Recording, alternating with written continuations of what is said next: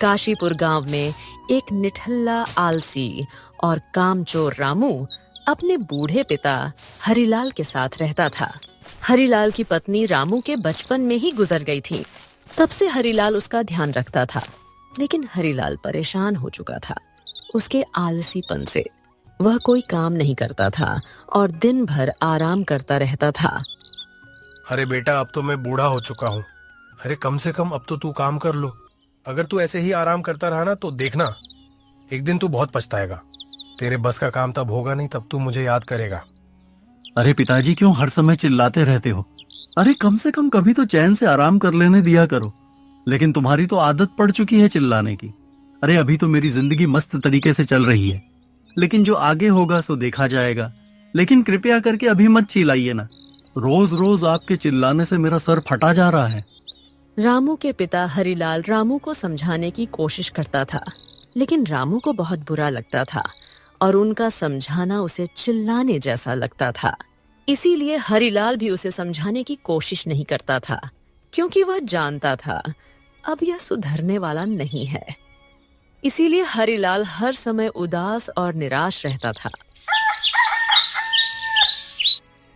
एक दिन हरिलाल और उसी गांव का दूसरा आदमी श्यामलाल दोनों एक साथ बैठे हुए थे और आपस में बातें कर रहे थे। अरे भाई श्यामलाल, मेरा बेटा रामू अब तो मेरी बातों को बिल्कुल भी नहीं मानता।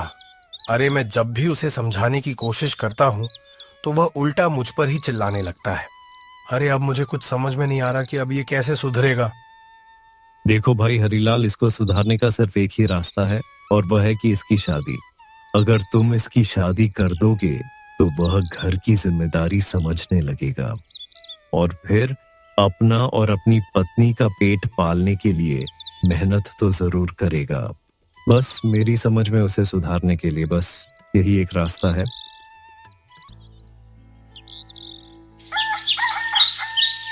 अगले दिन सुबह होते ही हरिलाल गुड्डू दलाल के पास जाता है और उसे अपने बेटे की शादी के बारे में बात करने लगता है। अरे ये देखो गुड्डू दलाल भाई, अब मेरा बेटा मेरी एक भी बात नहीं मान रहा है। मैं इसकी शादी तो नहीं करना चाहता था, लेकिन अब मजबूरन मुझे इसकी शादी करनी पड़ रही है, क्योंकि जब उसकी बीवी हो जाएगी तब ये अपने घर परिवार की जिम्मेदारी समझेगा। और तुम जल्दी से कोई लड़की ढूंढ देना। ठीक है हरीलाल भाई, अभी उस दिन पड़ोस के गांव का एक आदमी आया था, तो उसी से आपके बेटे की शादी करने की बात करूंगा। अगर वह मान जाता है तब तो ठीक है, और फिर आप अपने बेटे की शादी उसी लड़की से कर देना। अगले दिन सुबह होते ही हरिलाल फिर से गुड्डू दलाल के पास जाता है और उससे पूछता है, क्यों गुड्डू दलाल भाई, तुमने उससे बात की है क्या? और अगर की है तो उसने क्या बताया? हाँ भाई, की थी, और उसने कहा कि यह रिश्ता पक्का समझो, और अब तुम जल्दी से अपने बेटे की शादी उसकी लड़की से कर दो। ठीक है भाई, मैं जल्दी से शादी करने का इंतजाम करता हूँ, और बस कुछ ही दिनों में अपने बेटे की शादी उसकी लड़की से कर दूंगा। कुछ ही दिनों में हरिलाल अपने बेटे रामू की शादी करके अपनी बहू को अपने घर ले आता है। रामू की पत्नी का नाम था सुनीता, जो बेहद खूबसूरत और मेहनती थी। उसके घर में आने से अब हरिलाल बहुत खुश था। बेटी सुनीता, तुम्हारे घर आने से मैं बहुत खुश हूँ। अब इस निठल्ले और कामचोर रामू की आलस भरी रातें और दिन सब मेहनत में बदल जाएंगे। कुछ दिन ऐसे ही हंसी खुशी बीतते हैं, लेकिन रामू की पहले वाली आदत बिल्कुल नहीं छूटती है। जैसा हरिलाल ने सोचा था उसके विपरीत हुआ, क्योंकि रामू का आलस अभी भी नहीं छूटा था। अरे बाबूजी, क्या इनकी आदतें कभी छूटेगी या नहीं? अरे मैं जब से इस घर में आई हूँ तब से बहुत मेहनत कर रही हूँ, और एक ये है जो हर समय सोते या घूमते ही रहते हैं। बाबूजी, मैं तंग आ चुकी हूँ इनकी इन आदतों से। बेटी तुम ऐसी बातें क्यों कर रही हो, और आखिर तुम चाहती क्या हो? बाबूजी, मैं जब से इस घर में आई हूँ तब से आपके बेटे ने मेरी जिंदगी खराब करके रखी है, और मैं बस इनसे ये चाहूँ कि ये बस ऐसे मत सोए और कोई अच्छा सा काम करने लगे, ताकि उनके पास 4 पैसे आने लगे। और मुझे इनसे कुछ नहीं चाहिए। देखो बेटी, वह तुम्हारा पति है, तुम उसे बड़े प्यार से समझाओ। हो सकता है वह तुम्हारी बातों को समझ जाए और मेहनत करने लगे। मैं तो समझा समझा कर थक चुकी हूँ, लेकिन उनके सर पर तो जैसे जू तक नहीं रेंगता। कुछ दिन बाद हरीलाल की मौत हो जाती है। रामलाल की मौत होने से दोनों पति पत्नी बहुत परेशान थे और उनके पास बैठकर रो रहे थे। हरीलाल के मर जाने के बाद रामू का आलस और भी बढ़ जाता है। उसे कोई मना करने वाला नहीं था। बस जो भी थी वह सुनीता ही थी। सुनीता के लाख चिल्लाने पर भी रामू उसकी एक बात भी नहीं सुनता था। अरे न जाने पिछले जन्म में मैंने कौन से पाप किए होंगे जो इस जन्म में मुझे मनहूस आदमी मिला है।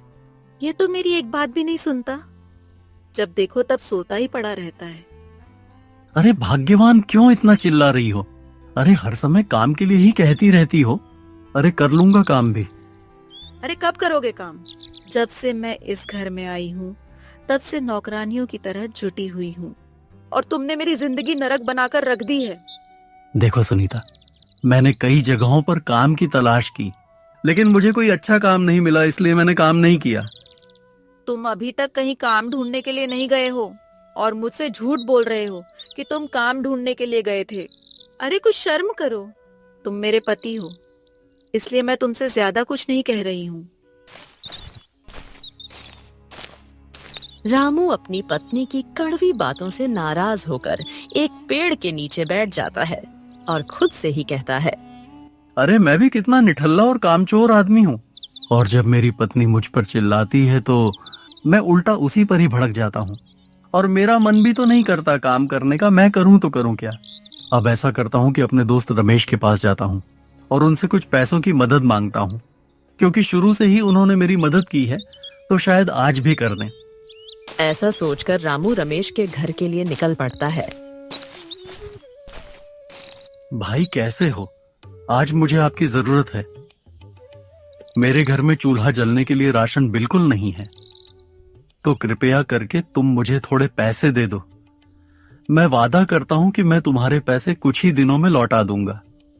देखो रामू भाई, आज से पहले ना जाने मैंने तुम्हारी कितनी मदद की है और ना जाने मैंने तुम्हें कितने रुपए दिए होंगे, लेकिन तुमने आज तक उन्हें वापस करने का नाम तक नहीं लिया, और तुमने ना जाने कितने गांव वालों से ऐसे ही कर्ज ले रखा है और तुम उनका भी वापस नहीं कर पा रहे।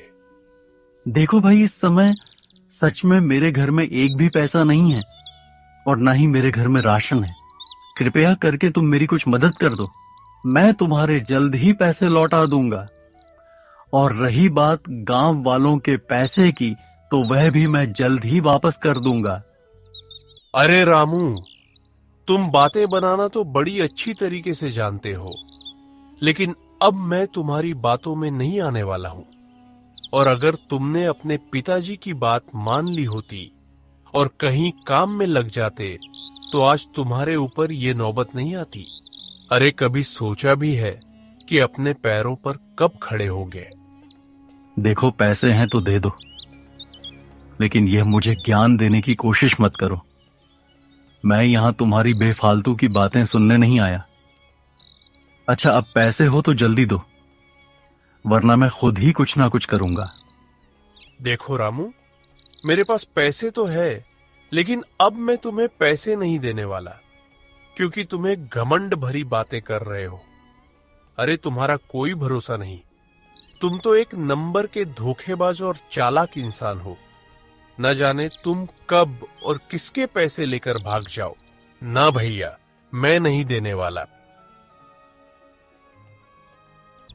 रामू रमेश की कड़वी बातों से बहुत चिढ़ गया था और वह फिर से इस पेड़ के नीचे बैठकर सोचने लगता है। रामू को बैठे हुए अब भी कुछ देर ही हुआ था, तभी वहां एक बड़ा जमींदार आता है जिसने रामू को कर्ज दिया था, लेकिन रामू ने उसका कर्ज अभी भी वापस नहीं किया था और जमींदार को देखकर ऐसा लग रहा था कि वह बहुत गुस्से में है। क्यों रे रामू, तूने मुझे बहुत बहकाया है, लेकिन अब मैं तेरे बहकावे में नहीं आने वाला हूँ। और आज तुम मुझे बहुत गुस्सा आ रहा है, और आज मैं तुझे पैसे लिए बिना यहां से नहीं जाने वाला। चल जल्दी से मेरे पैसे निकाल दे, वरना आज तो मैं तुझे मार मार कर तेरा भरता बना दूंगा। मालिक, अभी तो मेरे पास पैसे नहीं है, तो कृपया करके आप मुझे कुछ दिनों का समय दे दो। मैं आपके पैसे जल्दी लौटा दूंगा। अरे तुझे बहाना बनाना तो बहुत अच्छी तरीके से आता है। अगर तुझे पैसे वापस करने ही होते तो तू कब का कर चुका होता, लेकिन नहीं, तुझे तो सिर्फ बहाने बनाना है। आज तू मुझे पैसे दे दे। जमींदार साहब, मैं झूठ नहीं बोल रहा हूं। अरे मैं आपके पैसे लौटा दूंगा। देखिए, इस समय मेरे घर में राशन की कमी हो चुकी है और आप मुझे कृपया करके थोड़ा समय दे दीजिए। मैं झूठ नहीं बोल रहा हूं। अब मैं तुझे एक दिन की भी छूट नहीं दे सकता, और अब मैं तुझे नहीं मार मार कर तेरा भरता बना दूंगा। जमींदार रामू पर चिल्ला रहा था और उसे मारने की धमकी दे रहा था। तभी वहां सुनीता आ जाती है और जमींदार से कहती है, जमींदार साहब, इन्हें माफ कर दो और इन्हें छोड़ दो। मैं वादा करती हूँ कि यह कुछ ही दिनों में आपके पैसे लौटा देंगे। आप मेरी बात पर यकीन कीजिए जमींदार साहब। ठीक है सुनीता, मैं तुम्हारी बातों पर यकीन कर रहा हूं और तुम्हारे ही कहने पर मैं इसे छोड़ रहा हूं, वरना आज तो मैं इसे मार ही डालता। और रे रघु, तू जल्दी से पैसे चुका देना। घर जाकर सुनीता रघु पर बहुत चिल्लाती है और उसे डांटती भी है। अरे तुम्हें तनिक भी हया शर्म है? अरे मैं तुम्हें कब तक ऐसे पीटने से बचाऊंगी? और अब तुम पर बहुत बड़ी मुसीबत है, क्योंकि अब तुमने जमींदार के पैसे जल्दी नहीं लौट आए तो पता नहीं वह तुम्हारे साथ क्या करेगा और तुम्हारा क्या हाल करेगा। हाँ सुनीता, तुम बिल्कुल ठीक कह रही हो। अब मुझे काम करना ही पड़ेगा, क्योंकि मुझे जमींदार का कर्ज चुकाना है। अरे कल मैं सुनीता से तो कह दिया था कि मैं काम करूंगा, लेकिन मेरा तो काम करने का बिल्कुल भी मन नहीं कर रहा है। आखिर मैं काम देखूं तो देखूं कहाँ? रामू यह सोच रहा था कि आखिर वह काम देखे तो देखे कहाँ। तभी उसकी नजर अपनी गाय पर पड़ती है। तभी उसके शैतानी दिमाग में तूफानी आइडिया आता है।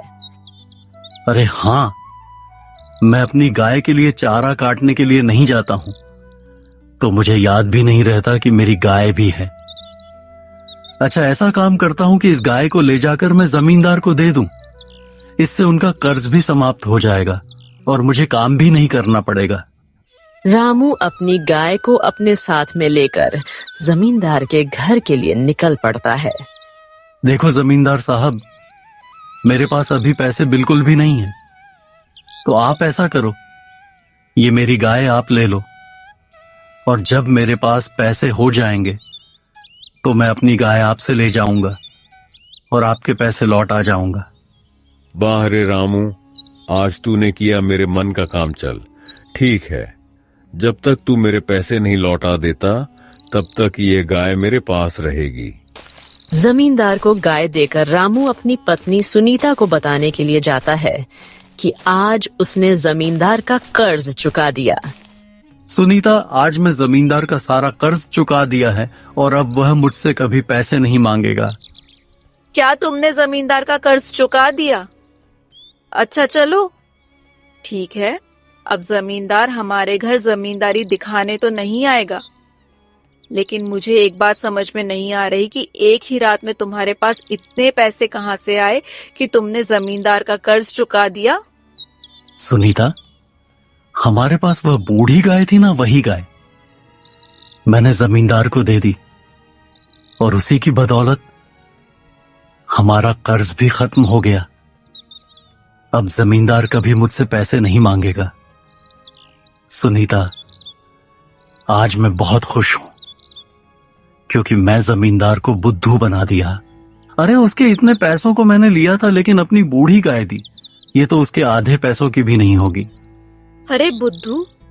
जमींदार नहीं, बुद्धू तुम हो, क्योंकि वह बहुत अच्छी किस्म की थी और अब कुछ ही दिनों में वह दूध भी देने लगती, लेकिन तुमने तो उस जमींदार को दे दी अरे सुनीता, फिर तो मुझे बहुत बड़ी गलती हो गई।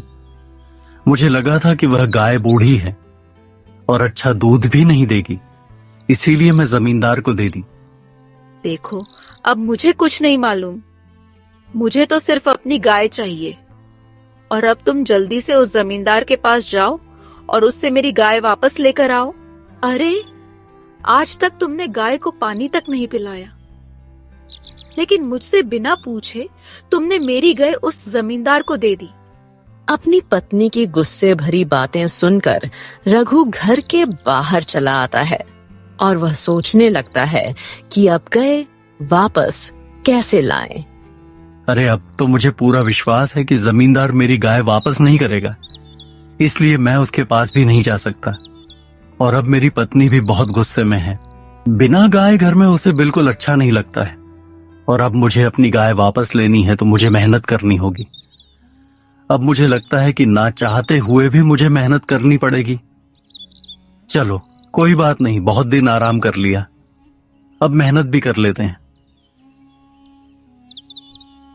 अगले दिन काम करेगा, ऐसा सोचकर रामू घर को जाता है।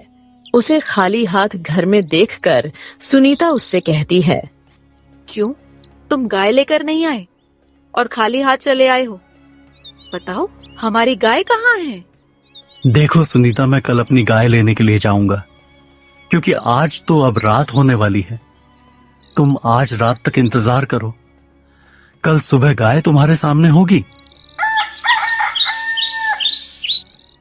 अगले दिन सुबह होते ही सुनीता देखती है कि रामू घर पर नहीं है, तो वह सोचती है कि अरे, आज इतना सवेरे कहाँ चले गए?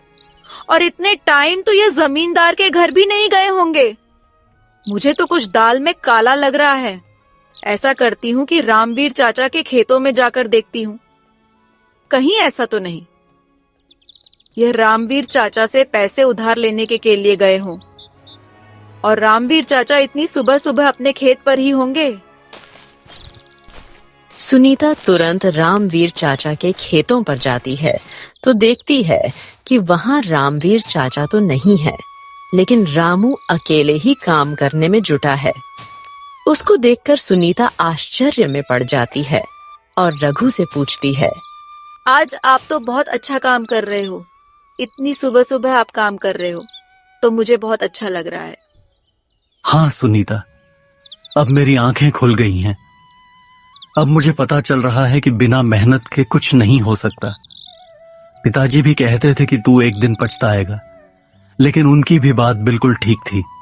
और आज देखो, मैं काम कर रहा हूं और अब ऐसे ही काम करूंगा। और सुनीता, तुम देखना, कुछ ही दिनों में मैं सारा कर्ज चुका दूंगा और अपनी गाय भी वापस ले लूंगा। ऐसे ही कुछ दिन बीत जाते हैं। फिर एक दिन रामू जमींदार के सारे पैसे चुका देता है और अपनी गाय को अपने घर वापस ले आता है। फिर दोनों पति पत्नी खुशी खुशी अपना जीवन व्यतीत करने लगते हैं।